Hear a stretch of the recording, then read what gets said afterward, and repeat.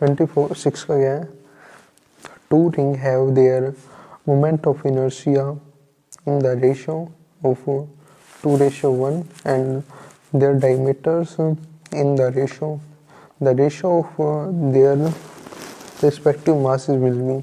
तो इसने क्या दे रखा है, टू रिंग्स ऑफ इनर्शिया।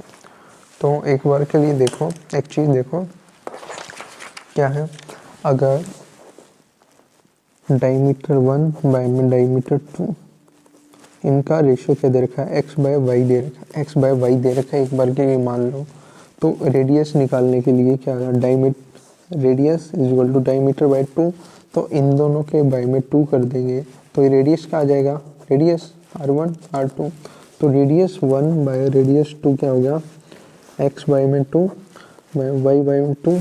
लेकिन यहाँ से अगर 2 देखें तो 2 कट ही रहा है, तो ये भी क्या हो गया, d1 बाय में d2।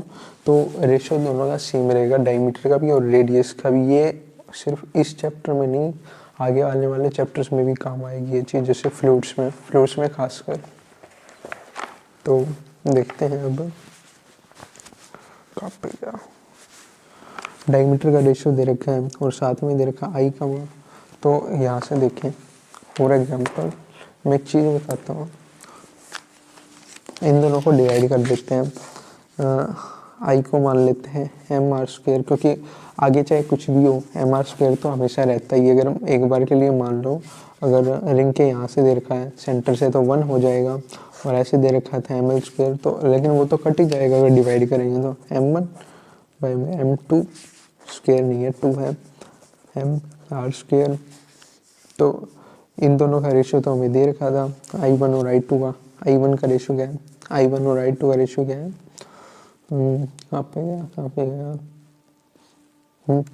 2:1, या फिर कह लो, देखो एक्चुअली मैं ऐसे कर लेता हूँ और ठीक भी आता है आंसर। लेकिन होता क्या है, अगर रेशियो दे रखे हो ना तो उनको ऐसे करना होता है, जैसे x रेशियो y दे रखा है और एग्जैक्ट इसकी वैल्यू, यहाँ आपकी जो वैल्यू होती है ना, मान लो i या फिर i2 का रेशियो बोल रखा है और इनका रेशियो 1x/y दे रखा है। तो इसको करने के लिए x प्लस के y, ये वैल्यू आ गई i1 की, और यही वैल्यू आ गई y में x प्लस के y, ये करना होता है। लेकिन क्योंकि हम तो वैसे भी डिवाइड कर रहे हैं तो ये वैल्यू कट ही जाएगी, तो ये ऐसा कैसा लिख लिया हमने, कुछ फ़र्क नहीं पड़ेगा।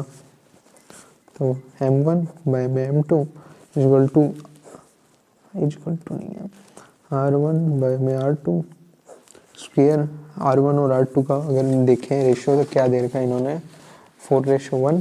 तो यहाँ पे अगर पुट करेंगे तो क्या आ जाएगा, 2 बाय में 1 इक्वल टू m1 बाय में m2, और यहाँ पे क्या था 4:1 था ना, 4 बाय में 1 का स्क्वायर कर देंगे तो क्या आ जाएगा, 2 बाय में 1 m1 m2 और 16 बाय में 1 आ गया। यहाँ से एक 8 दें तो 8, और इसको अगर यहाँ पे भेज देंगे तो क्या हो गया, m1 बाय में m2 इक्वल टू क्या आ गया, 1/8 आ गया। तो इसी के हिसाब से रेशियो क्या हो जाएगा, 1:8 आ जाएगा। 26 का क्या होगा, 26 का हो गया 4, 26 का 4। और अब 27 पे आ